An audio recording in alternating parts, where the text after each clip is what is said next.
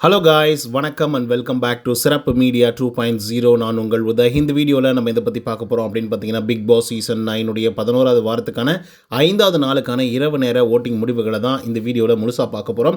So இந்த வீடியோக்கு போகிறதுக்கு முன்னாடி நம்மளோட சேனலை சப்ஸ்கிரைப் பண்ணாதவங்க சப்ஸ்கிரைப் பண்ணிச்சுக்கோங்க. பக்கத்தில் ஒரு பெல் ஐக்கான் இருக்கும், அதையும் ப்ரெஸ் பண்ணி ஹாலில் போட்டுக்கோங்க. அப்போ தான் நாங்கள் அப்டேட் பண்ணுற ஒவ்வொரு விஷயமும் உங்களுக்கு நோட்டிஃபிகேஷன் வந்து சேரும்.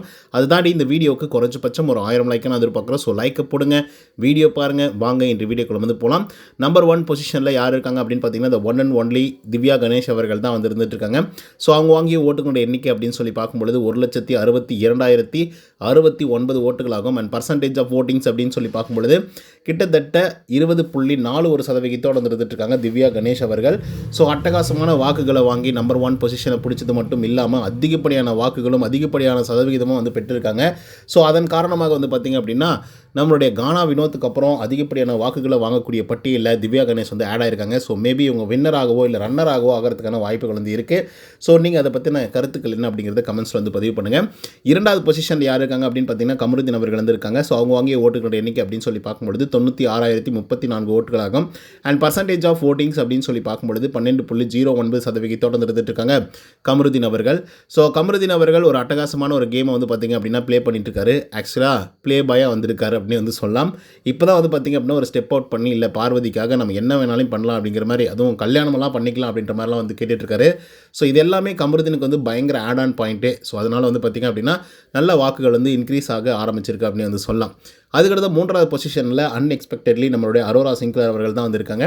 ஸோ அவங்க வாங்கிய ஓட்டுகளின் எண்ணிக்கை அப்படின்னு சொல்லி பார்க்கும்பொழுது 87,510 ஓட்டுகளாகும். அண்ட் பர்சன்டேஜ் ஆஃப் ஓட்டிங்ஸ் அப்படின்னு சொல்லி பார்க்கும்பொழுது 11.02% இருந்துட்டு இருக்காங்க அரோரா சிங்க்லர் அவர்கள். ஸோ அரோரா சிங்க்லர் அவர்கள் ஃபஸ்ட்டு 5 வாரங்களில் ஒன்றுமே பண்ணலனாலையும் அதுக்கப்புறம் இவங்களோட கேமிங்கோட அனலைசிஸ் ஸ்கில்லெல்லாம் வந்துருக்குல்ல, அது வேறு மாதிரி வந்துருந்துச்சு. இதெல்லாம் வந்து ஆரம்பத்துலேருந்தே காமிச்சிருந்தாங்க அப்படின்னு வச்சுக்கோங்களேன். அட திவ்யா என்ன திவ்யா, வினோத் என்ன வினோத், வேறு மாதிரி சம்பவம் பண்ணியிருக்காங்க அரோரா அப்படின்னு சொல்லி எல்லாரும் குத்த ஆரம்பிச்சிருப்பாங்க ஓட்டிங்ஸை. பட் கொஞ்சம் லேட்டராக வந்துட்டாங்க. அதுக்கடுத்த 4th பொசிஷனில் பார்வதி 82,755 ஓட்டுகள் வந்து வாங்கியிருக்காங்க. அண்ட் பர்சன்டேஜ் ஆஃப் ஓட்டிங்ஸ் அப்படின்னு சொல்லி பார்க்கும்பொழுது 10.42% இருந்துட்டு இருக்காங்க விஜே பார்வதி அவர்கள். ரியலாகவே சொல்கிறேன், இந்த சீசனை பொறுத்த வரலையும் இந்த சீசனுக்காகவே செதுக்கப்பட்ட ஒரு பெண்மணி அப்படின்னா கண்டிப்பாக பார்வதி அவர்களை சொல்லி ஆகணும். ஸோ அப்படிப்பட்ட ஆட்களுக்கெல்லாம் அதிகமான ஓட்டிங்ஸும் வந்து வர்றதில்லை. அது நெகட்டிவோ பாசிட்டிவோ ஏதோ ஒரு விதத்தில் கண்டென்ட்டை கொடுத்ததே அவங்க தான். அதில் எந்த விதமான மாற்று கருத்துமே இல்லை. அடுத்தது 5வது பொசிஷனில் சபரிநாதன் வந்திருக்காங்க. ஸோ அவங்க வாங்கிய ஓட்டுங்களோட எண்ணிக்கை அப்படின்னு சொல்லி பார்க்கும்பொழுது 71,731 ஓட்டுகளாகும். அண்ட் பர்சன்டேஜ் ஆஃப் ஓட்டிங்ஸ் அப்படின்னு சொல்லி பார்க்கும்பொழுது 9.03% வந்து இருந்துட்டுருக்காங்க சபரிநாதன் அவர்கள். ஸோ சபரிநாதனை பற்றி நம்ம சொல்கிறதுக்கு ஒன்றுமே இல்லைங்க. அவர் பாட்டுக்கு வந்து இருக்காப்புல நல்லா காமெடி பண்ணிட்டு ஃபன் பண்ணிக்கிட்டு பிக் பாஸ் வீட்டை வந்து நல்லா எக்ஸ்ப்ளோர் பண்ணி சந்தோஷமாக வந்து இருந்துகிட்ருக்காரு. ஸோ மற்றபடிக்கு கேம் விளையாடுறாரா அப்படின்னு கேட்டிங்கன்னா அப்பப்போ கொஞ்சம் விளையாடுறாரு. மற்றபடிக்கு தனியாக எஃபர்ட் போட்டு இவங்கக்கிட்ட இந்த பாயிண்ட்டை சொல்லணும், அவங்கக்கிட்ட அந்த பாயிண்ட்டை சொல்லணும் அப்படிங்கிறதுல எந்த விதமான ஈடுபாடும் காட்டுறதில்ல. அதுக்கடுத்து 6வது பொசிஷனில் சாண்ட்ரா 63,123 ஓட்டுகள் வந்து வாங்கியிருக்காங்க. அண்ட் பர்சன்டேஜ் ஆஃப் ஓட்டிங்ஸ் அப்படின்னு சொல்லி பார்க்கும்பொழுது 7.95% இருந்துகிட்ருக்காங்க நம்முடைய சாண்ட்ரா அவர்கள்.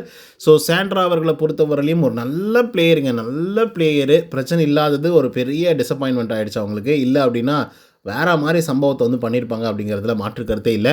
பட் இப்பயும் பண்ணிட்டு தான் இருக்காங்க. பட் நெகட்டிவாக வந்து போயிட்டுருக்கு. மேபி நாளைக்கு நாளன்னைக்கு தான் வந்து தெரியும் அவங்களுக்கு இன்னும் நெகட்டிவாக போதா இல்லை பாசிட்டிவாக போதா அப்படின்னு சொல்லி. 7வது பொசிஷனில் கனி அவர்கள் வந்து இருக்காங்க. 52,250 ஓட்டுகளாகும்.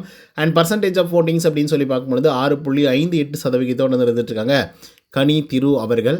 ஸோ கனி அவர்கள் ஒரு கன்னிங்கான ஒரு கேம் விளையாடுவாங்க அப்படிங்கிறது நல்லாவே வந்து தெரிஞ்சிருக்கும். ஸோ என்னுடைய பிள்ளைகளை வந்து நான் இந்த இடத்துல தான் வந்து கூப்பிட்டு வந்து வைப்பேன் 24/7 அப்படின்னு சொல்லி பயங்கரமாக அடம் பிடிச்சாங்க. அதை பற்றி கொஞ்சம் லேட்டராக வந்து டிஸ்கஸ் பண்ணலாம். அதுக்கு ஆதிரை வந்து சூப்பராக வந்து ஒரு எக்ஸ்ப்ளனேஷன் வந்து கொடுத்தாங்க. அது நல்ல எக்ஸ்ப்ளனேஷன். அது என்ன அப்படிங்கிறது கொஞ்சம் லேட்டராக வந்து டிஸ்கஸ் பண்ணலாம். 8வது பொசிஷனில் அமித் அவர்கள் இருந்திருக்காங்க. ஸோ அவங்க வாங்கிய ஓட்டுங்களோட எண்ணிக்கை அப்படின்னு சொல்லி பார்க்கும்பொழுது 50,382 ஓட்டுகளாகும். அண்ட் பர்சன்டேஜ் ஆஃப் ஓட்டிங்ஸ் அப்படின்னு சொல்லி பார்க்கும்பொழுது 6.34% இருந்துட்டுருக்காங்க அமித் பார்கவ் அவர்கள். ஸோ இவரை பற்றி நம்ம சொல்லணும் அப்படின்னு பார்த்தீங்கன்னா ஒரு சரியான தரமான ஒரு கேம் வந்து பார்த்திங்கன்னா இன்றைக்கி விளையாடினார். ஆக்சுவலாக சாண்ட்ரா செம்ம டிசப்பாயின்மெண்ட் வந்து இருக்காங்க அமித் மேலே. அது என்ன அப்படிங்கிறதையும் கொஞ்சம் லேட்டர் வந்து டிஸ்கஸ் பண்ணலாம். ஸோ அதுக்கடுத்த 9வது பொசிஷனில் யார் இருக்காங்க அப்படின்னு பார்த்தீங்கன்னா சுபிக்ஷா அவர்கள் வந்திருக்காங்க. அவங்க வாங்கிய ஓட்டுகளோட எண்ணிக்கை அப்படின்னு சொல்லி பார்க்கும்பொழுது 49,923 ஓட்டுகளாகும். அண்ட் பர்சன்டேஜ் ஆஃப் ஓட்டிங்ஸ் அப்படின்னு சொல்லி பார்க்கும்பொழுது 6.29% இருந்துட்டு இருக்காங்க சுபிக்ஷா அவர்கள். ஸோ சுபிக்ஷாவை பற்றி நம்ம சொல்லணும் அப்படின்னு பார்த்தீங்கன்னா நேற்றுக்கு ஒரு சீனை போட்டாங்க பாருங்கள். வேறு மாதிரி ஒரு சீன் அது ஆக்சுவலாக சொல்லப்போனால். இத்தனை நாட்கள் என்ன நம்ம கண்டென்ட் கொடுக்குறோமா கொடுக்கலையா அப்படிங்கிறது என்ன தெரியவே தெரியாதா என்ன? ஒவ்வொரு வாரமும் விஜய் சேதுபதி வந்து நீங்கள் இப்படி பண்ணிகிட்ருக்கீங்க அப்படி பண்ணிகிட்ருக்கீங்க அப்படின்னு சொல்லி எல்லாரை பற்றியும் பேசிட்டு தானே வந்திருக்காங்க. சுபிக்ஷாவை பற்றி என்னுமே பேசாத போது அப்போ நம்ம எதுவுமே பண்ணல அப்படிங்கிறத அவங்களே உணர்ந்துருக்கணும். ஸோ அதெல்லாம் உணராமல் இஷ்டத்துக்கு வந்து இருந்துட்டு இப்போ வந்து பார்த்திங்க அப்படின்னா ஐயோ நான் அரோராவை விட கேவலமாக போயிட்டேன் அப்படின்னு நடந்துட்டு இருந்தால் என்ன பண்ண முடியும்? 10வது பொசிஷனில் FJ 47,779 ஓட்டுகளாகும். அண்ட் பர்சன்டேஜ் ஆஃப் ஓட்டிங்ஸ் அப்படின்னு சொல்லி பார்க்கும்பொழுது 6.02% இருந்துட்டுருக்காரு FJ அவர்கள். ஸோ இவரை பற்றி பேசுகிறதுக்கு ஒன்றுமே இல்லை மக்களே. இவங்க இந்த வாரம் தாண்டினார் அப்படின்னா வேறு மாதிரி இருக்கும். அப்படி தாண்டல அப்படின்னா கொஞ்சம் கஷ்டம் தான். ஏன் அப்படின்னா FJ கிட்ட கண்டென்ட் இருக்குது. கண்டிப்பாக நெக்ஸ்ட் வீக்கில் வந்து தரமான அடியெல்லாம் பல பேருக்கு வந்து விடுவான் அப்படின்னு சொல்லி எதிர்பார்க்கப்படுகிறது. ஆனால் அதுக்குள்ளே எவிக்ட் ஆகி வெளியே போனான்னா கஷ்டம். அதுக்கடுத்து 11வது பொசிஷனில் ஆதிரி வந்திருக்காங்க. ஸோ அவங்க வாங்கி ஓட்டுகளோட எண்ணிக்கை 30,530 ஓட்டுகளாகும். அண்ட் பர்சன்டேஜ் ஆஃப் ஓட்டிங்ஸ் அப்படின்னு சொல்லி பார்க்கும்பொழுது 3.84% இருந்துட்டுருக்காங்க நம்மளுடைய ஆதிரை அவர்கள். ஸோ ஆதிரி அவர்கள் உள்ளே வந்ததுக்கும் புரோஜனம் இல்லை, வெளியே போனதுக்கும் புரோஜனம் இல்லை, எதுக்குமே புரோஜனம் இல்லாமல் இந்த வீட்டுக்குள்ளே இருக்கிறது யாரா அப்படின்னா கண்டிப்பாக ஆதிரி அவர்களை நம்ம சொல்லியே தீரணும்.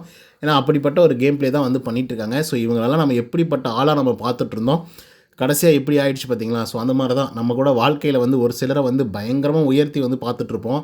ஆனால் அவங்க கீழ்த்தரமான வேலைகளை வந்து செய்வாங்க. சில பேர் வந்து பார்க்கும்போதே கொஞ்சம் கீழ்த்தரமாக இருக்கிற மாதிரி இருப்பாங்க. ஆனால் அவங்க தான் உலகத்துலேயும் சரி உள்ளத்துலேயும் சரி ரொம்ப உயர்ந்தவங்களாம் வந்து இருப்பாங்க. ஸோ அதனால் யாரையும் முகத்தை பார்த்து எடை போடக்கூடாது அப்படின்றதுல வந்து மாற்றுக்கிறதே கிடையாது. ஓகேவா? ஸோ அதனை தொடர்ந்து நான் வந்து ஒரு சில விஷயங்கள் வந்து சொல்கிறேன் அப்படின்னு வந்து சொல்லியிருந்தேன் இல்லையா? என்ன அப்படின்னு பார்த்தீங்கன்னா கனி அவர்கள் வந்துருக்காங்களே. ஸோ அவங்க வந்து பார்த்திங்கன்னா இந்த 24/7 வந்து அந்த குழந்தைகளை வந்து பார்த்திங்க அப்படின்னா இங்கே தங்க வைக்கணும் அப்படிங்கிற மாதிரி வந்து சொல்லியிருந்தாங்க. அதாவது அவங்களுடைய குழந்தைகளை. அதுக்கு ஆதிரை என்ன சொன்னாங்க அப்படின்னா உங்களுக்கு ஆல்ரெடி ஒரு ஸ்டாண்டர்ட் வந்து இருக்குது. ஓகேவா? நீங்கள் ஒரு பெரிய ஃபேமிலி, செலிப்ரிட்டி ஃபேமிலி தான். உங்களுக்கு என்ன தேவைனாலையும் அது உங்களால் பண்ணிக்க முடியும். ஆனால் எங்களுடைய ஃபேமிலி அப்படி கிடையாது. ஏன் ஈவன் எங்கள் அம்மாவை வந்து சுத்தமாக தமிழ்நாட்டை கூட நான் சுற்றி பார்த்ததே கிடையாது, காமிச்சதே வந்து கிடையாது. ஸோ அப்படிப்பட்ட ஒரு ஃபேமிலியில் தான் நாங்கள் வந்திருக்கோம். ஒரு வேளை சாப்பாட்டு கூட கஷ்டப்பட்டிருக்கேன் நான். ஸோ எனக்கு வந்து எங்கள் அம்மாவை இந்த இடத்துல உட்கார வச்சு பார்க்கணுன்னு எனக்கு ரொம்ப ஆசை அப்படிங்கிற மாதிரி ஆதிரி வந்து சொல்கிறாங்க. முடியாதுங்கிறாங்க. கனித்திரு என்ன கனித்திரு இப்படி இருக்கீங்க அப்படிங்கிற மாதிரி வந்துருந்தது. சரி ஓகே, சரி விடுங்க. Game is a game. இங்கே வந்து பணக்காரர், செலிபிரிட்டி அப்படின்றதெல்லாம் தாண்டி எல்லாரும் இண்டிவிஜுவலான ஒரு கண்டஸ்டன்ட் அப்படிங்கிறத மட்டும் ஞாபகம் வச்சுக்கணும். அப்படி ஞாபகம் வச்சுக்கிட்டு பார்த்தோம் அப்படின்னாக்கா கனி அவர்கள் நல்லவங்களாக தெரிவாங்க, இல்லை அப்படின்னா கெட்டவங்களாக தெரிவாங்க. ஓகேவா? அண்ட் அமித் பார்கவ் இருக்கார்ல, அந்த மனுஷன் வந்து கூட போய் சாண்ட்ரா கூட உட்காந்து அவங்க என்ன சொல்கிறாங்களோ எல்லாத்தையும் கேட்டுட்டு அதுக்கேற்ற மாதிரி வந்து நாமினேஷன் பண்ணார். ஒஸ்ட் பர்ஃபார்மர் யார் அப்படின்னு சொல்லி கேட்கும்போது திடீர்னு பார்த்தா வந்து பார்த்தீங்கன்னா சாண்ட்ராவுடைய பேரை சொல்கிறாங்க. Oh my God, what is this அப்படிங்கிற மாதிரி வந்து சாண்ட்ராவுக்கே தூக்கி வாரி போட்டுருச்சு. ஏன்னா அவங்க ஒன்றும் பெருசாக டாஸ்கில் பண்ணவே இல்லை அப்படின்னு சொன்னது இன்னும் அவருக்கு வந்து செம்ம காண்டாகி போச்சு. என்னடா இவர் இப்படி சொல்லி போட்டார், என்னடா கூட உட்காந்து நம்ம அமைதியாக இருந்தாலும் இந்த ஆள் வந்து சும்மா அமைதியாக இருக்க மாட்டாத, எல்லாத்தையும் கேட்டு எல்லாம் காதில் கேட்டு வாங்கிட்டு கடைசி என்னடா நம்மளை குறை சொல்லி போட்டார் அப்படின்ற மாதிரி வந்து ஃபீல் பண்ண ஆரம்பிச்சிட்டாங்க. ஸோ இந்த இடத்துல டபுள் ஸ்டாண்டர்ட் வந்து இருக்கிறது தெரியுது அமித் அவர்களுடைய ஸ்டாண்டர்டில். ஓகேங்களா?